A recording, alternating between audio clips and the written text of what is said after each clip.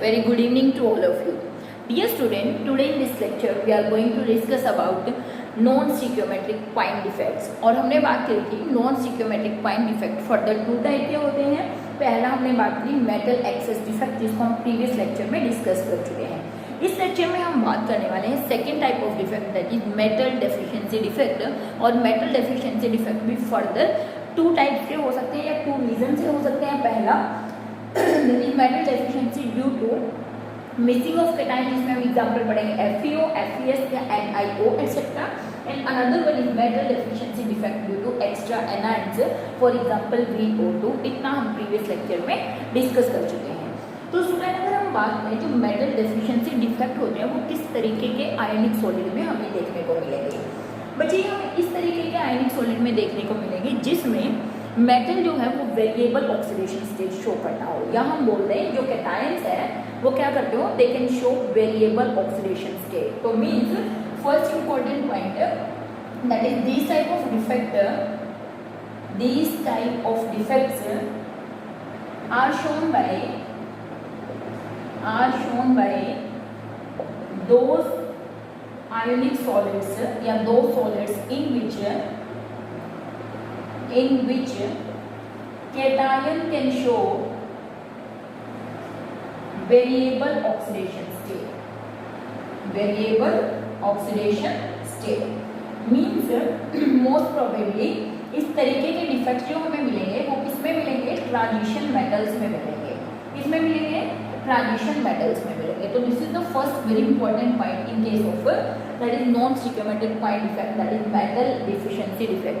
ये इस तरीके के सॉलिड दिखाएंगे जो कि वेरिएबल ऑक्सीडेशन से, जैसे मैंने यहाँ पर आयरन लिखा है तो हमें मालूम है आयरन क्या करता है, it can show +2 as well as +3 oxidation state. Similarly nickel भी क्या कर सकता है, वेरिएबल ऑक्सीडेशन स्टेट शो कर सकता है. Similarly vanadium +4 +5 oxidation state show कर सकता है.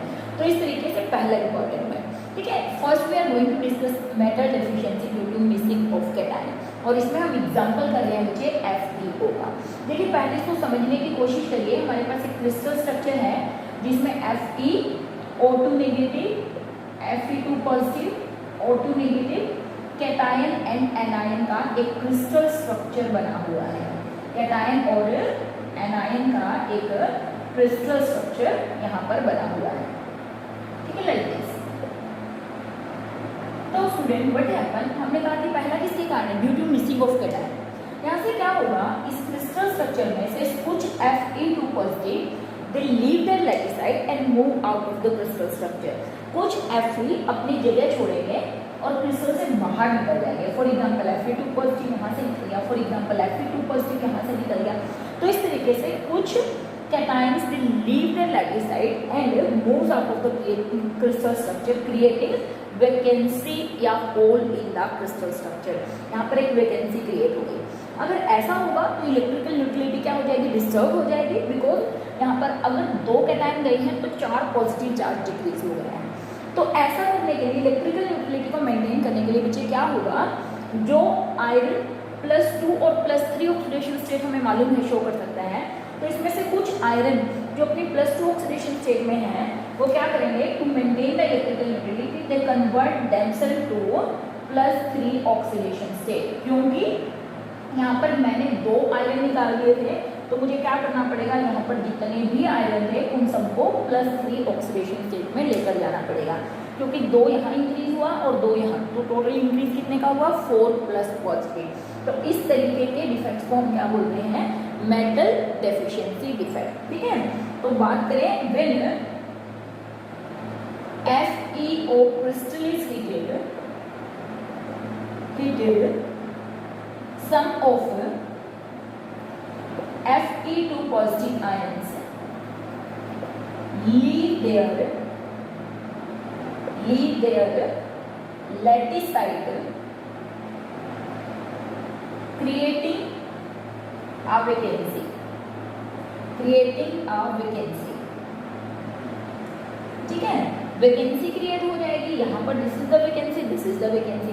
और फिर हमने कहा क्या करने के लिए, उस वैकेंसी को नलीफाई करने के लिए या फिर हम बोलते हैं इलेक्ट्रिकल न्यूट्रलिटी को मेंटेन करने के लिए, to maintain electrical neutrality to maintain electrical neutrality, sum of Fe2 positive change their oxidation state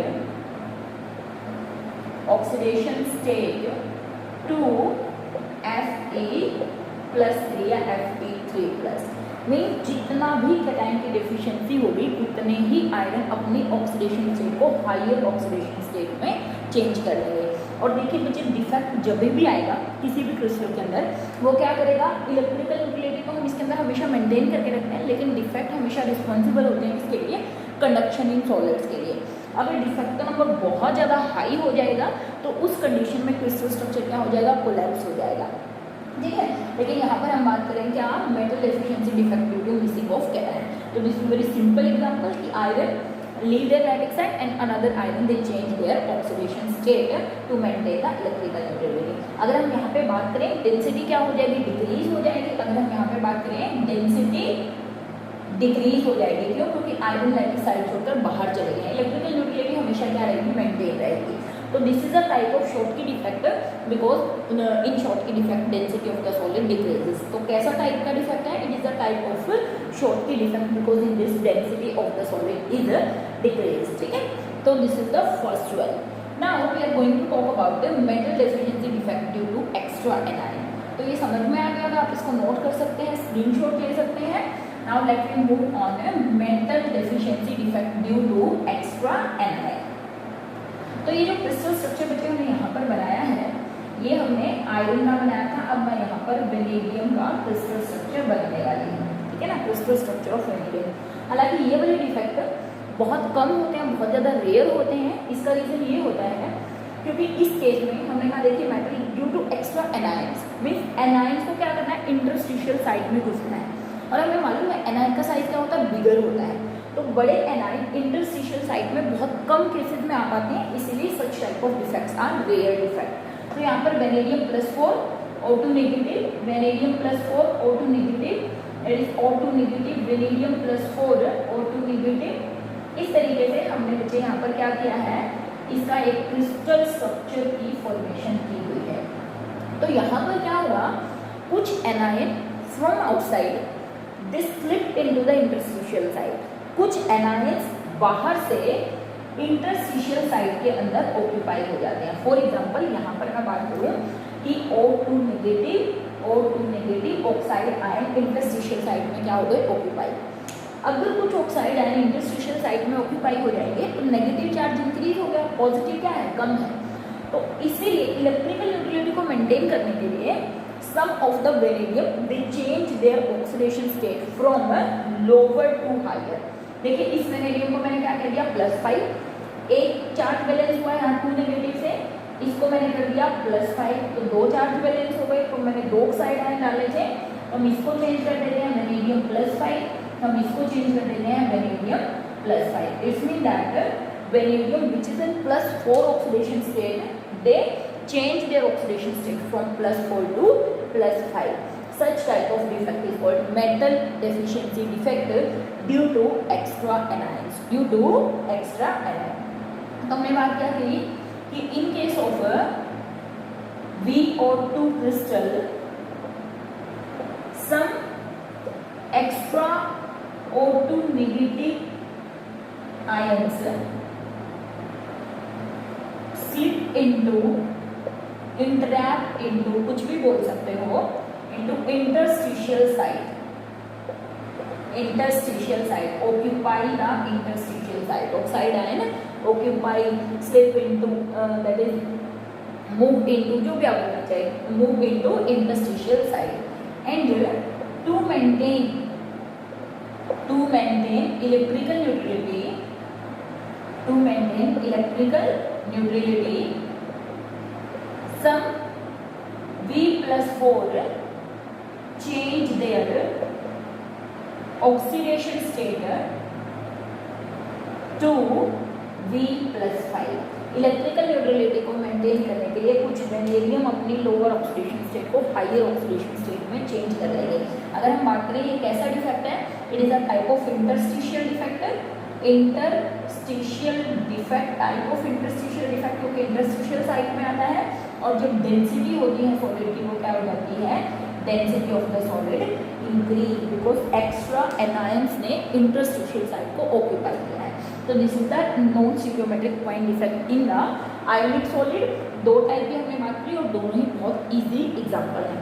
तो बच्चे यहाँ से जो क्वेश्चन आते हैं छोटे छोटे क्वेश्चन के एफ में किस टाइप का डिफेक्ट हमें देखने को मिलेगा, इससे थोड़े बहुत न्यूमेरिकल्स भी आते हैं कि एफ में किस तरीके से वैकेंसी क्रिएट होती है। एनायनिक वैकेंसी आप बोल सकते हो क्योंकि सॉरी कैटायनिक वैकेंसी यहाँ पर क्रिएट होगी क्योंकि कैटायन अपनी लैटिस साइड को छोड़कर गया है। तो ये दो टाइप हो गए नॉन स्टिकियोमेट्रिक पॉइंट डिफेक्ट के। तो बच्चे हम बात करेंगे कि इसकी इम्प्योरिटी डिफेक्ट क्या होता है और इम्प्योरिटी डिफेक्ट कितने टाइप का आगे होता है, ठीक है। तो late me move third type of point defect that is impurity defect. So student impurity defect भी हम दो टाइप से स्टडी करने वाले हैं। इम्प्योरिटी डिफेक्ट्स, ठीक है। इम्प्योरिटी डिफेक्ट एक हम बात करने वाले आयनिक सॉलिड में, एक हम बात करने वाले हैं कोवैलेंट सॉलिड में। तो पहले हम बात करते हैं impurity defect in ionic solids. Impurity defect in ionic solid. पहले हम इसको समझने की कोशिश करते हैं। देखिए हमारे पास एक NaCl का क्रिस्टल स्ट्रक्चर था। किसका क्रिस्टल स्ट्रक्चर था? NaCl का। NaCl के क्रिस्टल स्ट्रक्चर को हमने स्ट्रोंशियम क्लोराइड डाल के इस क्रिस्टल स्ट्रक्चर को हीट कर दिया एंड उसको फिर हीट करने के बाद फिर उसको कूल किया, और कूल करने के बाद हमने ये नोटिस किया कि कुछ Na पॉजिटिव साइड जो होते हैं, हमें मालूम है स्ट्रोंशियम पे +2, क्लोराइड पे -1 और Na पे +1 और क्लोराइड पे -1 होता है। जब हमने स्ट्रोंशियम क्लोराइड डालकर NaCl को हीट किया और फिर उसको कूल किया तो ठंडा करने के बाद ये देखा गया कि सम ऑफ द Na पॉजिटिव जो साइड थी that was occupied by strontium 2 positive ions, मतलब कुछ Na पॉजिटिव की साइड को स्ट्रोंशियम +2 ने ऑक्यूपाई कर लिया। देखिए बच्चे अगर ऐसा होगा, इलेक्ट्रिकल न्यूक्लियरिटी को मेंटेन करने के लिए ये बात सीधी सी है कि एक स्ट्रोंशियम को अंदर आने के लिए 2 Na को क्रिस्टल स्ट्रक्चर से बाहर जाना पड़ेगा। और ये जो आप इम्प्योरिटी ऐड कर रहे हैं किसी भी क्रिस्टल स्ट्रक्चर में, इस प्रोसेस को बोलते हैं डोपिंग इन सॉलिड्स। तो सबसे पहले हम बात करते हैं क्या, व्हाट इज डोपिंग। डोपिंग है क्या? डोपिंग का मीनिंग होता है addition of impurities, addition of impurities in solids to increase their electrical conductivity, to increase their electrical conductivity। देखिए बच्चे अगर हम बात करें डोपिंग, एक सिंपल सा वर्ड है, मे बी सिंगल भी आती है डोपिंग के अंदर, डोपिंग। तो डोपिंग में हम क्या करते हैं, आपने सुना है कि जो प्लेयर्स होते हैं वो क्या करते हैं, कुछ ड्रग्स लेते हैं, है ना, कुछ स्टेरॉइड्स लेते हैं और उन स्टेरॉइड्स के कारण बॉडी के अंदर क्या रहती है, एनर्जी। तो एक्चुअली में क्या है, एक इम्प्योरिटी है। डोपिंग टेस्ट भी होता है, अगर कोई डोपिंग के केस में पकड़ा जाता है तो उसको कुछ साल के लिए गेम से निकाल भी दिया जाता है ना। तो सिमिलरली बिल्कुल सेम कंसेप्ट यहाँ पर है। हम क्या कर रहे हैं, किसी सॉलिड के अंदर इम्प्योरिटीज ऐड कर रहे हैं, लेकिन हमारा पर्पस क्या है, to increase the electrical conductivity. वो थोड़ा नेगेटिव सेंस में चला जाता है ना, वो गलत काम है, लेकिन ये अच्छा काम है। मतलब यहाँ पे हम क्या कर रहे हैं, इलेक्ट्रिकल कंडक्टिविटी को बढ़ाने के लिए डोपिंग कर रहे हैं। तो addition of impurity in any solid to increase its electrical conductivity is called doping, ठीक है। अब हम बात करें डोपिंग का क्या यहाँ पर रोल होगा। देखिए फिर से हम एक NaCl का क्रिस्टल स्ट्रक्चर में यहाँ पर बना रही हूँ, जहाँ पर हमें हमेशा कैटायन और एनायंस को इक्वली या अलग अलग स्पेस पे प्लेस करना है। तो this is the NaCl structure, Na positive, Cl negative, positive negative, like this, ठीक है। देखिए आप ये सोचते हैं मैं बार बार क्यों बनाती हूँ, बच्चों को इसलिए बनाना जरूरी है ताकि एक तो आपको भी हैबिट हो बनाने की, और जब आप क्रिस्टल स्ट्रक्चर बनाते करेंगे तो आपको अच्छे से समझ में भी आएगा। तो ये हमारा NaCl का क्रिस्टल स्ट्रक्चर है। जब हमने इसको स्ट्रोंशियम क्लोराइड के साथ हीट किया, जब हमने इसको किसके साथ हीट किया बच्चे, स्ट्रोंशियम क्लोराइड के साथ हीट किया, तो what happen, some of the Na positive, इनकी पोजीशन को किसने ऑक्यूपाई कर लिया, स्ट्रोंशियम 2 पॉजिटिव, किसने ऑक्यूपाई कर लिया, स्ट्रोंशियम 2 पॉजिटिव। तो बच्चे आप सीधा सीधा ये देखिए, अगर 2 स्ट्रोंशियम यहाँ पर आएंगे, इसका मतलब 4 पॉजिटिव चार्ज इंक्रीज हो गए, लेकिन निकले कितने पॉजिटिव चार्ज हैं, 2 पॉजिटिव चार्ज। इसका मतलब एक स्ट्रोंशियम को क्रिस्टल लैटिस में घुसने के लिए कितने 2 Na को जाना पड़ेगा। एक Na यहाँ से चला गया, एक Na यहाँ से चला गया। एक Na की जगह तो स्ट्रोंशियम ले लेगी, लेकिन एक Na की जगह क्या रहेगी, एम्प्टी रहेगी, खाली रहेगी। सिमिलरली यहाँ से एक स्ट्रोंशियम चला गया, मैं करूँगी यहाँ से एक Na यहाँ से चला गया, एक Na यहाँ से चला गया। एक Na की जगह तो स्ट्रोंशियम ने ऑक्यूपाई कर दी और एक जगह क्या रहेगी, खाली। तो इस खाली जगह को हम क्या बोलते हैं, that is vacancy. Such type of defect in which one vacant site is remain when a di-positive cation occupy the place of a unipositive cation is called doping, and such type of defects are called impurity defect। ठीक है, तो हम बात करें when NaCl crystal structure is heated with strontium chloride and it is cooled, some of the Na positive ions are displaced by Sr2 positive ions, and to enter one strontium 2 positive into crystal to enter into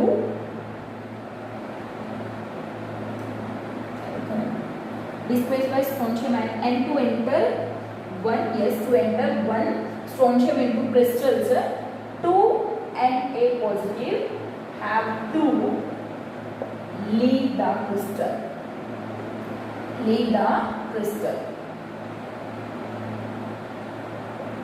ठीक है, जिनमें से 1 Na vacancy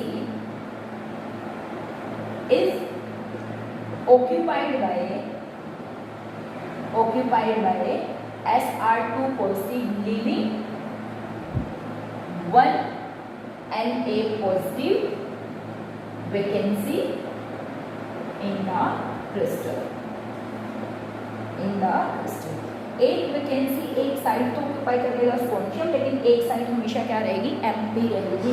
such type of defect को हम क्या बोलते हैं, impurity defect in the ionic solid. और बच्चे यहाँ से जो इम्प्योरिटी डिफेक्ट की हमने बात करी है कि अगर मैं कह दूँ, हमसे क्वेश्चन में कह दिया कि 1 मोल स्ट्रोंशियम ऐड किया है किसी स्ट्रक्चर में, तो इसका मतलब क्या हुआ, अगर 1 मोल स्ट्रोंशियम ऐड हुआ है तो 1 मोल होल्स भी यहाँ पर क्रिएट हो जाएंगे, क्योंकि ये क्या है, these are holes, these are vacancy. तो इसका मतलब if we add 1 mole of strontium chloride in NaCl, it means that addition of 1 mole of impurities in the crystal structure, addition of 1 mole of hole is created in the crystal structure of NaCl। If 2 mole of strontium chloride is added to NaCl, it means that 2 moles of impurity यानी कि 2 moles of holes is created in the crystal structure of NaCl। इसी तरीके से question आ जाए कि when CdCl2 is added to NaCl, when cadmium chloride is added to NaCl, what type of defect is arises in NaCl? किस तरीके का defect आपको NaCl में देखने को मिलेगा। हम क्या बोलेंगे, कैडमियम क्लोराइड, कैडमियम पे +2, Na के ऊपर क्या होता है +1। तो इस केस में भी हमारा क्या होगा, इम्प्योरिटी डिफेक्ट। बिल्कुल सेम स्ट्रोंशियम को सिर्फ कैडमियम से रिप्लेस कर देंगे, और ये भी कैसा है, that is it is also a doping type of defect in which impurities are added to the ionic solid, impurities are added to the ionic solid. ठीक है, तो इस तरीके से आयोनिक सॉलिड में कंडक्टिविटी डोपिंग के कारण इंक्रीज हो जाती है, क्योंकि होल्स क्रिएट होते हैं, और ये जो होल्स होते हैं ये क्या करते हैं, रिस्पॉन्सिबल है इसके लिए conduction of electric current in the solids. ठीक है, तो सेकेंड टाइप की अगर हम बात करें, impurity defect in non ionic solid, impurity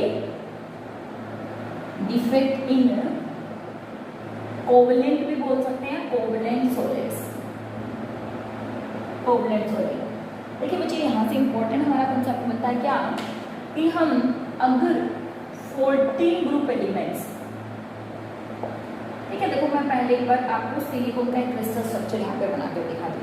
हमारे पास क्या है, एक सिलिकॉन का क्रिस्टल स्ट्रक्चर, हमें मालूम है सिलिकॉन कार्बन फैमिली से बिलोंग करता है। एक सिलिकॉन दूसरे सिलिकॉन के साथ 4 कोवेलेंट बॉन्ड की भी फॉर्मेशन करता है। One silicon make 4 covalent bond with another silicon, है ना, ये सबको मालूम है, लाइक दिस, ठीक है। तो इट्स मीन दैट एक सिलिकॉन के पास कितने बॉन्ड बचे, 4 बॉन्ड है, 1 2 3 4, 1 2 3 4, लाइक दिस। हर एक सिलिकॉन कितने बॉन्ड बना रहा है, 4 बॉन्ड की। अगर मैं नॉर्मल टेम्परेचर पर बात करूँ या नॉर्मल कंडीशंस पर बात करूँ, सिलिकॉन जो है वो कंडक्टर नहीं है, silicon is not conductor in normal condition. Conductor बन सकता है कब, या तो मैं इसको हीटिंग कर दूँ, अगर मैंने इस क्रिस्टल स्ट्रक्चर को हीट किया तो कुछ इलेक्ट्रॉन्स क्या करते हैं, they jump from ground state to higher state, ground state से हायर स्टेट में चले जाते हैं, क्रिएटिंग होल। अगर यहाँ से इलेक्ट्रॉन निकले और कहीं और भाग गए किसी और लेवल में, तो यहाँ पर क्या हो जाएगी, एक वैकेंसी क्रिएट हो जाएगी, एक होल क्रिएट हो जाएगा, और ये जो होल क्रिएट होगा इसको ऑक्यूपाई करने के लिए क्या होगी, मूवमेंट होगी। तो ये तो सिंपल इलेक्ट्रॉनिक डिफेक्ट है। कैसे डिफेक्ट है, electronic defect in which on heating any crystal structure what happen, electrons get excited to higher energy level, and due to this excitation of electron, holes are created, and these holes are responsible for the conduction of electric current. But I am talking about here doping in covalent solid, that is impurity effect doping in covalent solid, ठीक है ना। हम इसकी बात कर रहे हैं doping in covalent solids, ठीक है, covalent solid में doping। देखिए बच्चे क्या हो, ये क्रिस्टल स्ट्रक्चर मेरे पास 4 बॉन्ड बनाने वाला है, ये हमें मालूम है 14 ग्रुप एलिमेंट है। अगर मैंने क्या किया, एक सिलिकॉन को यहाँ से हटाया, एक सिलिकॉन को यहाँ से हटाया, इसकी जगह बोरोन यहाँ पर लगा दिया, क्या लगा दिया, बोरोन। सिलिकॉन हटाया, बोरोन लगा दिया। हमें मालूम है बोरोन जो है वो एक 13 ग्रुप एलिमेंट है। बोरोन किस में है, 13 ग्रुप में, और 13 ग्रुप जो एलिमेंट्स होते हैं उनकी वैलेंस शेल में 3 इलेक्ट्रॉन्स होते हैं। इट्स मीन दैट जब मैं यहाँ से बोरोन लगाऊंगी तो यहाँ पे तो इलेक्ट्रॉन होगा, लेकिन यहाँ पर कोई इलेक्ट्रॉन नहीं होगा, और यहाँ पर हम बोल सकते हैं कि यहाँ पर क्या हो जाएगा, एक होल क्रिएट हो जाएगा। यहाँ पर क्या क्रिएट हो जाएगा, एक होल। किसके कारण, doping of boron in silicon crystal. और बच्चे इससे क्या होगा, अब इस होल को ऑक्यूपाई करने के लिए देखिए यहाँ से ये इलेक्ट्रॉन यहाँ मूव कर गया, और जब ये इलेक्ट्रॉन यहाँ से यहाँ मूव किया तो आप देखिए इसका मतलब इलेक्ट्रॉन यहाँ आ गया, लेकिन होल कहाँ आ गया, यहाँ आ गया। अब मान लिया ये इलेक्ट्रॉन यहाँ से इसको ऑक्यूपाई करने के लिए यहाँ आ गया, तो इलेक्ट्रॉन कहाँ, होल कहाँ आ गया, यहाँ आ गया। इट्स मीन दैट इलेक्ट्रॉन्स जिस तरफ मूव करते हैं, होल्स उसके अपोजिट डायरेक्शन में मूव करते हैं। इलेक्ट्रॉन इधर आ रहा है, लेकिन होल किधर जा रहा है, इस तरफ, है ना। अगर मैं कहूँ ये इलेक्ट्रॉन इधर आ गया तो होल किधर चला गया, मीन्स इलेक्ट्रॉन और होल्स हमेशा अपोजिट डायरेक्शन में मूव करते हैं। और हमें मालूम है जो मूवमेंट ऑफ इलेक्ट्रॉन होती है that is responsible for the conduction of electric current. तो इसीलिए सिलिकॉन में जब आप डोपिंग करेंगे किसकी, बोरोन की, तो यहाँ पर होल्स क्रिएट होंगे, and these holes are responsible for the conduction of electric current in silicon crystal, ठीक है। तो ये भी डोपिंग है जिसमें आप 14 ग्रुप एलिमेंट को 13 ग्रुप से डोपिंग कर रहे हैं। सिमिलरली अगर हम यहाँ पर क्या करें, बोरोन को मैं यहाँ पे हटा देती हूँ, और बोरोन की जगह हम यहाँ पे कह देते हैं इसको, सिमिलरली स्ट्रक्चर का हमारा, मैंने इसको फॉस्फोरस से डोपिंग कर दिया है। किससे डोपिंग किया है, फॉस्फोरस से। Means 15 group element, 15 group element. और बच्चे 15 ग्रुप एलिमेंट में वैलेंस शेल में कितने इलेक्ट्रॉन होते हैं, वैलेंस शेल में कितने इलेक्ट्रॉन होते हैं, 5 इलेक्ट्रॉन। मीन्स फॉस्फोरस 4 बॉन्ड बनाएगा और फ्री इलेक्ट्रॉन्स रह जाएंगे। देखिए ये तो मैं एक आपको एटम सिर्फ डिस्प्लेस करके दिखा दी, लेकिन जब आप डोपिंग करेंगे तो बहुत सारे फॉस्फोरस सिलिकॉन की जगह आ जाएंगे, सिमिलरली बहुत सारे बोरोन सिलिकॉन की जगह आ जाएंगे। तो यहाँ पे क्या हुआ, एक्स्ट्रा इलेक्ट्रॉन, ये जो एक्स्ट्रा इलेक्ट्रॉन है यहाँ पर भी मान लिया फॉस्फोरस डोप किया है, एक्स्ट्रा इलेक्ट्रॉन है, ये एक्स्ट्रा जो इलेक्ट्रॉन्स हैं वो क्या करेंगे, they move in the complete crystal structure. और ये जो मूवमेंट होगी किसकी, इलेक्ट्रॉन्स की, इसके कारण ये जो सिलिकॉन है जिसमें हमने फॉस्फोरस की डोपिंग करी है, इसकी इलेक्ट्रिकल कंडक्टिविटी बढ़ जाएगी। और जो इलेक्ट्रिकल कंडक्टिविटी बढ़ी है वो किसके कारण, due to movement of free electrons. इसीलिए इस तरीके के कंडक्टर्स को हम बोलते हैं एन टाइप सेमीकंडक्टर्स। और अगर आप डोपिंग करते हो प्रीवियस ग्रुप एलिमेंट से तो उनको हम बोलते हैं पी टाइप सेमीकंडक्टर्स। समझ में आ रही है, N type semiconductor and P type semiconductors. तो हम लिख लेते हैं कि व्हाट इज एन टाइप और पी टाइप सेमी कंडक्टर्स। इतनी बात आपको समझ में आ गई होगी। Pure silicon is not good conductor, ठीक है। प्योर सिलिकॉन रूम टेम्परेचर पर अगर हम बात करें अच्छा कंडक्टर नहीं होता, ठीक है। If pure silicon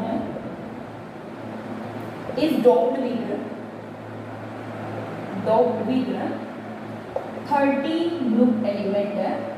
13 group element कौन है? 13 ग्रुप एलिमेंट हमने कहा बोरोन हो सकता है, यूरेनियम हो सकता है, गैलियम हो सकता है, इंडियम हो सकता है, थैलियम हो सकता है। Then there is a formation of hole in crystal structure या crystal soil। देखिए ऐसा क्यों होगा? क्योंकि हमें मालूम है कि सिलिकॉन 4 बॉन्ड बनाता है, बोरोन क्या बनाएगा? दैट इज 3 बॉन्ड की फॉर्मेशन करेगा। और ऐसा होने से क्या होगा? होल के होने से electrons move to occupy holes and holes moves in opposite direction. Hole move in opposite direction. In this solid, conduction is due to movement of holes. ऐसे कंडक्टर्स को बोलते हैं p टाइप सेमी कंडक्टर्स। देखिए वैसे मैं सिर्फ याद करने के लिए आपको कह रही हूँ कि if 14 group is doped with 13 group, 14 group से क्या होता है? प्रीवियस होता है, तो कैसे कंडक्टर बनेंगे? P type semi conductor. कैसे? पी टाइप सेमी कंडक्टर्स, ठीक है। पी टाइप सेमी कंडक्टर्स की फॉर्मेशन होगी CTORS, है ना, पी टाइप। लेकिन अगर आप क्या करेंगे इनको 15 ग्रुप के साथ डॉप करेंगे, 15 ग्रुप कौन सा होता है? नेक्स्ट ग्रुप होता है। इसका मतलब हम क्या बोल सकते हैं? N type. हालांकि पी और एन का मतलब प्रीवियस और नेक्स्ट नहीं होता है, लेकिन मैं सिर्फ लर्निंग के लिए बोल रही हूँ कि पी अगर प्रीवियस ग्रुप से डॉपिंग करेंगे तो P type of semi conductor बनेंगे, अगर नेक्स्ट टाइप ऑफ से करेंगे यानी कि 15 ग्रुप से करेंगे तो एन टाइप सेमी कंडक्टर्स की फॉर्मेशन होगी। तो यहाँ पर क्या बनेंगे? P type semi conductor. Difference भी आए हमारा सीबीएसई में इससे रिलेटेड कि व्हाट इज एन और पी टाइप सेमी कंडक्टर्स क्या होते हैं। और जो एन और पी टाइप सेमी कंडक्टर्स होते हैं they are also called extrinsic semiconductor, they are also called extrinsic semiconductor. तो एक्सट्रिंसिक सेमी कंडक्टर करके अगर क्वेश्चन आ गया कि what are extrinsic semiconductor, तो भी हमें क्या बताना है कि एक्सट्रिंसिक सेमी कंडक्टर्स क्या होते हैं? पी और एन टाइप सॉलिड्स को हम क्या बोलते हैं? एक्सट्रिंसिक सेमी कंडक्टर, क्योंकि हम बाहर से क्या कर रहे हैं? कुछ इम्प्योरिटीज इनके अंदर ऐड कर रहे हैं। लेकिन अगर सिलिकॉन क्रिस्टल में सिर्फ हीट करने से होल्स क्रिएट होते हैं तो उनको हम क्या बोलेंगे? Intrinsic type of semi conductors. तो ये बात समझ में आ गई कि नेक्स्ट की अगर हम बात करें pure silicon, if pure silicon is doped with, यहाँ पर मैं लिख दूँ किसके साथ? 15 ग्रुप एलिमेंट। किसके साथ? 15 ग्रुप में कौन आते हैं? फॉस्फोरस, आर्सेनिक, है ना, एटसेट्रा, बिस्मथ, है ना, इनके साथ।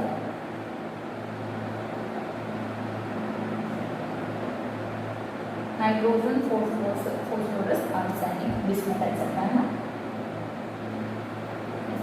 Yes, antimony etcetera. तो इनके साथ अगर टॉपिक करेंगे बच्चे तो क्या होगा? Then there is formation of, there is no formation of hole. यहाँ पर इससे मैं आगे रख कर देती हूँ क्या? मैंने 15 group element with phosphorus, arsenic, bismuth etcetera, then extra electrons are present in crystal structure. और ये जो एक्स्ट्रा इलेक्ट्रॉन्स हैं, these are responsible, electrons are responsible for electrical conductivity. ये जो इलेक्ट्रॉन्स हैं these are responsible for the, ये जो free electron है रिस्पॉन्सिबल फॉर द कंडक्टिविटी। और यहाँ पे क्या होगा? Formation of N type semiconductors takes place. किस तरह के कंडक्टर्स बनेंगे? N type semiconductors are formed in this case. तो बच्चे this is all about defects in in the solid, जिसमें हमने पॉइंट डिफेक्ट को डिटेल में स्टडी किया है। And this topic is very very important. यहाँ से बहुत सारे क्वेश्चन बनते हैं, कलर से रिलेटेड क्वेश्चन बनते हैं, डोपिंग से रिलेटेड एनोड पी टाइप में डिफरेंस बनते हैं। अगर डिफरेंस आते हैं तो आप बता देना कि 14 rupees dope with this and this. Then anode P type, यहाँ पे conductivity is due to hole, यहाँ पे conductivity is due to the movement of electron. तो स्टूडेंट एप्लीकेशन भी आपसे पूछ सकते हैं कि एनोड पी टाइप सेमीकंडक्टर्स की क्या एप्लीकेशन होती है, डायोड्स वगैरह बनाने में इनका यूज होता है। और एक क्वेश्चन इंपॉर्टेंट यहाँ से बनता है कि जो एन टाइप सेमीकंडक्टर्स होते हैं उन पे क्या चार्ज होता है।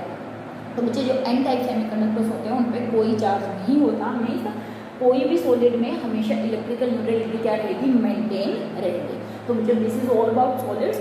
आगे हम बात करने वाले हैं नेक्स्ट टॉपिक, जो लास्ट टॉपिक होगा हमारे इसके लिए, बैंड थ्योरी क्या है और कैसे band theory conductor semiconductor insulator के बिहेवियर को एक्सप्लेन करती है। तब तक बच्चे पढ़ते रहिए, मिलेंगे नेक्स्ट लेक्चर में। हैव अ नाइस डे बच्चों।